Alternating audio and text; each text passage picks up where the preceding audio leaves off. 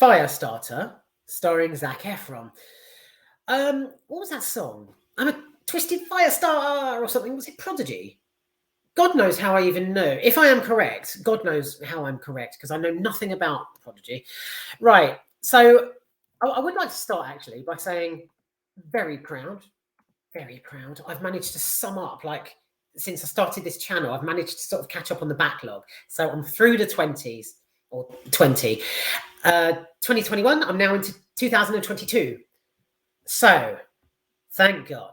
Right, Firestarter was terrible, but I will bring you... Oh my God, honestly, I nearly started a fucking fire in the cinema. My arse, you know, when you're sort of switching arse cheeks because they're going numb, sort of me against that leather, whoosh. Right, so I specifically remember during Firestarter, sort of I was sat there with my arms folded, like just all the time, throughout the entire film. And to back me up here, I will say that I have Googled Firestarter. 10% on Rotten Tomatoes. That makes me feel quite good, actually, because, you know, there's something online agrees with me. It was absolutely appalling. But, right, I'm going to start with the positives, because that's what I like to do, if there are any positives. So the opening scene is actually quite cool. Ironically, you know, cool. Fire, cool, yeah. No?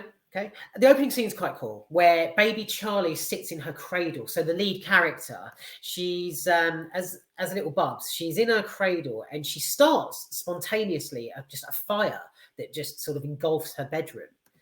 And the way she sort of, you know, sets it alight is it's brilliant. It intrigued me actually from the start. So the opening scene was excellent.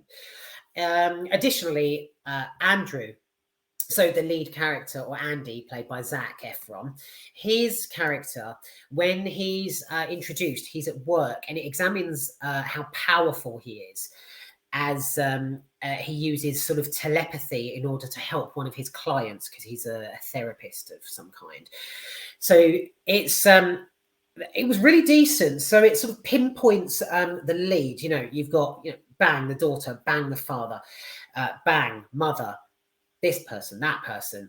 It's good. It sort of, you know, pinpoints the characters and it shows you sort of their powers. So it's almost like, I don't know, I suppose Power Rangers or Captain Planet, you know, that kind of thing. Obviously vastly fucking different, but you get my meaning. Each one has their own power. So yeah, you get the history explained, also how, like, the parents as sort of teenagers were injected. They took part in a clinical trial, so they were injected with this experimental drug that sort of subsequently gave them supernatural and superhuman powers. It's a decent story, and I like things like that. So these bits, they were good. They got me straight away, because I like things like that, especially with the whole you know, gaining powers from you know, I don't know if any of you watching this are going to remember, but do you remember The Secret World of Alex Mack? Ironically, I just glowed in my face because of my fucking lighting.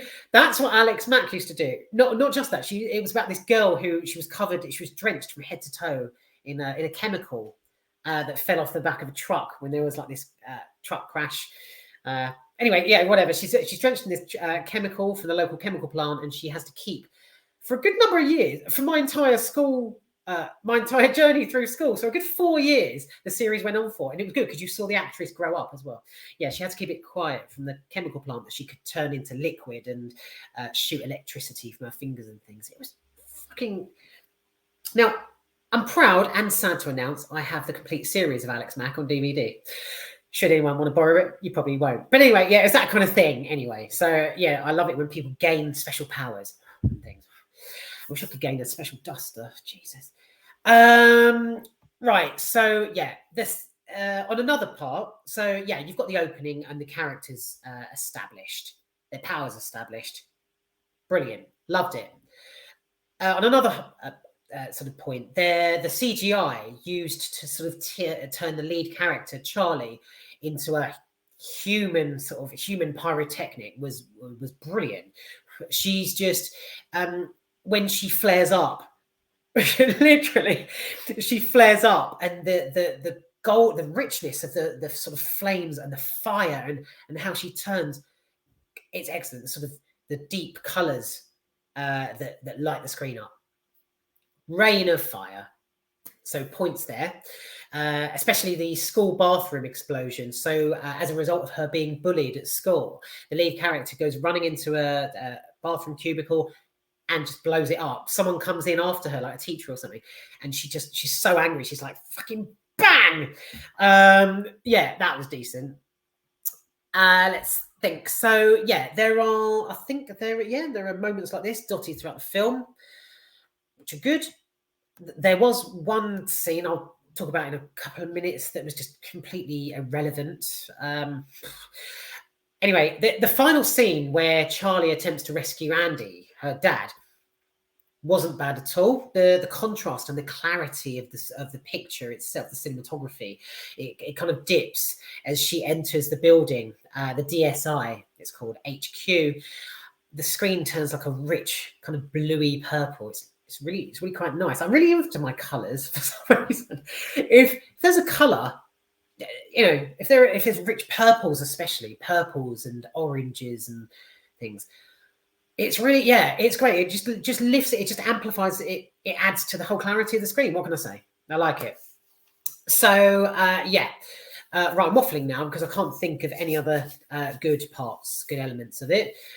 Final positive.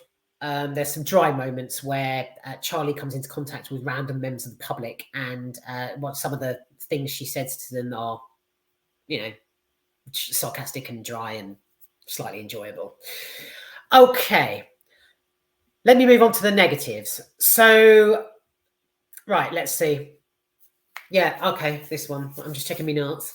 So I get that this is a deadly serious drama, Firestarter. But one or two scenes between Zac Efron and Sydney Lemon, who plays the mother, so she plays Victoria. Yeah, one or two of the scenes between them are just pathetic. There's, you know, she sort of whinges her way through an argument as, you know, as he sort of stands there like, "Fuck you, having to go," you know, that kind of thing. And it's, yeah, he's clearly bubbling underneath. Yeah, you can see his anger rising. But it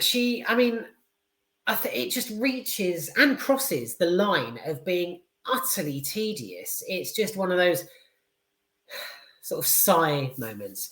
So yeah, there's this part of the film as well where it slows down, where Charlie and Andy are on the run, and they meet this older guy who kind of takes them in, and it just becomes grainy and dull and sort of, here's the colors again, it becomes brown. I remember it becomes brown. So you might get this from now on in my reviews. I can sort of analyze scenes of films by color.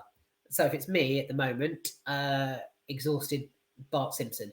But yeah, this part of the scene wasn't purpley and rich in blues. It was brown and dull and just very shack. I remember the guy who takes me in lives in a shack, so it's just rickety and you know what I mean? It's just like, oh, whatever. So yeah. Oh God, yeah, that bit. Right, sorry. One of my next notes is cooked cat. Weird. So right, yeah. This is a bit right. There's a bit where Charlie and Andy are on the run and she grills a cat. For absolutely no reason, I don't think. And I think it's a cat. Forgive me if I'm wrong, because this was a while ago that I saw this. And by God, do I have the enthusiasm to sit on Google and start going, oh, Firestarter, Charlie, cat. Enter. By God, like fuck, do I have the enthusiasm to do that? So apologies if it's wrong in terms of type of animal, etc. But yeah, she fries a cat in a parking lot. And it's a vulgar moment that involves this unnecessary. I remember it was a real unnecessary close-up of an animal that's just been barbecued, basically, and how Charlie. So like Andy's, I don't know, getting a pack of fags or something in the petrol station. Sorry, garage. That's what you guys call it across the pond, isn't it? Not a petrol station, a gas station. He's in the garage, the gas station. So he goes and gets some fags. She grills a cat. He comes out, and they both sort of stand there, and they're just like, they just sort of stare at it, and it was just really weird and kind of boring. You know, when it's something is like weirdly boring and boringly weird. It's just like that. Yeah, what can I say? Cooked cat.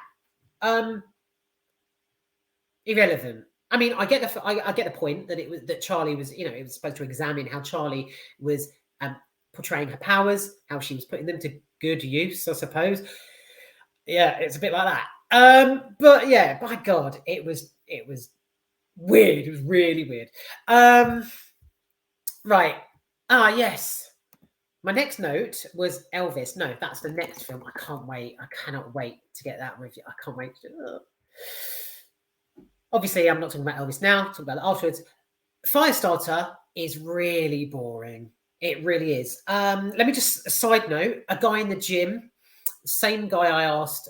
So when I mentioned that I speak to a guy in the gym and asked if he's seen the film, that's not a metaphor. It's not. It's not. I'm not exaggerating. It's not, there is a guy who I know quite well now in the gym because we just talk about films. We were chatting about Megan that comes out in January. Actually, I really want to see that. Yeah, asked the guy in the gym if he'd seen Firestarter. His immediate response was, "Oh yeah, it's well shit." So there we are. That's it. That's Firestarter. So there's a few Stephen King books that I've really, well, I say Stephen King books turned films that I've loved. There's, you know, It, Misery, Carrie, a few others. I was going to say Village of the Damned, but that isn't. And I did look that up because I wanted to back my point up there. Damn it. Yeah, there's a few Stephen King books to films that I've adored. Truly. Firestarter is not one of them. It really isn't. It's although it contains the bare minimum entertainment value made up of the elements that I have mentioned and I've given credit to, it's appalling. It's empty. There's no memorability. There's no memorabilia. There's no memorable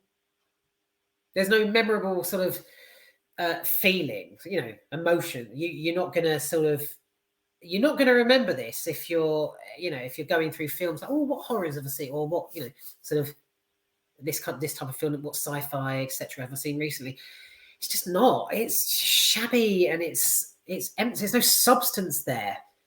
I think I've been extremely kind in noting the positives, but these positives are all channeled into a film that is basically just father and daughter on the run and sort of, you know, powing occasionally and barbecuing cats in parking lots.